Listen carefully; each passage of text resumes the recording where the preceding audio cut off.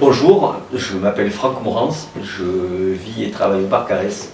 J'ai 58 ans et j'ai la chance de pouvoir m'exprimer sur les murs de la ville et de trouver les couleurs et par moment mettre des peintures murales qui, je l'espère, égayent cette ville.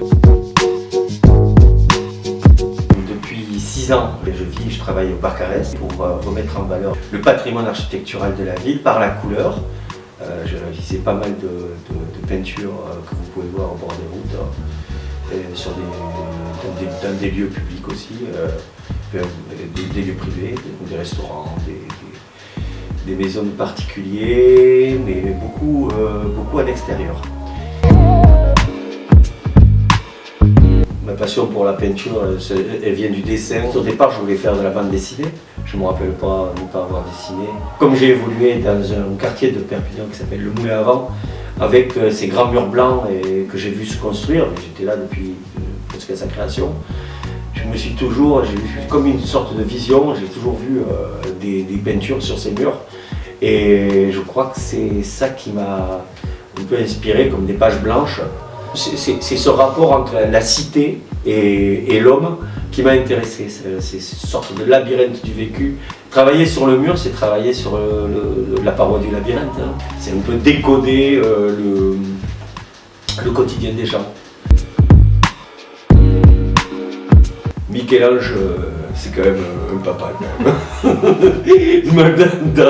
Par exemple, le château d'eau de Sainte-Marie, c'est sûr que je me suis inspiré de profil de statue de Michel-Ange.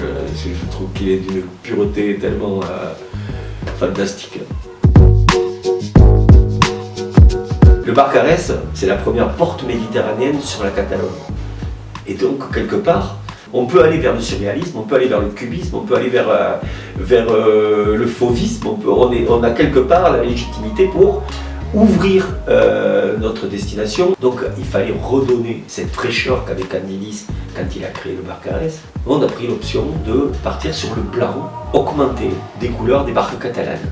Donc Parc Arès, là on a une barque catalane, Méditerranée. Le blanc permet de faire rayonner les couleurs, donc créer du relief de façon à pouvoir calmer l'ensemble.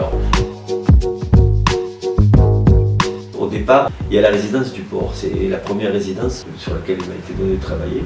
Elle est travaillée de façon à ce qu'on voit juste un bateau avec 4 vagues. Bon, ensuite, les halles du port, le concept c'était de travailler sur le tissu catalan qui a des toiles du soleil et de le reproduire en grand. Après, on a travaillé sur le village. On retrouve les couleurs des barques catalanes. Il y a les postes de secours, donc ces bâtiments qui étaient un petit peu austères, tout d'un coup les aménager, les transformer en œuvres d'art. Donc il y a aussi des anamorphoses qu'on peut découvrir.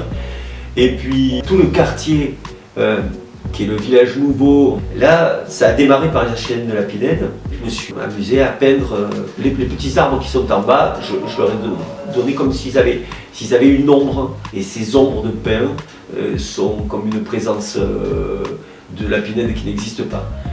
Après, juste en face, vous avez un bâtiment qui s'appelle le Suffren.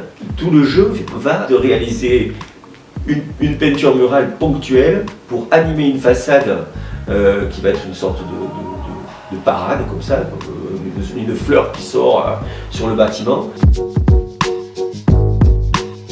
Alors en ce moment, je travaille sur un énorme bâtiment qui est en plein cœur de la ville. On fait tout blanc avec des grands traits, des grands gestes et avec différents bleus. En même temps, je travaille sur la résidence du port, qui est une énorme résidence à la coude à l'air.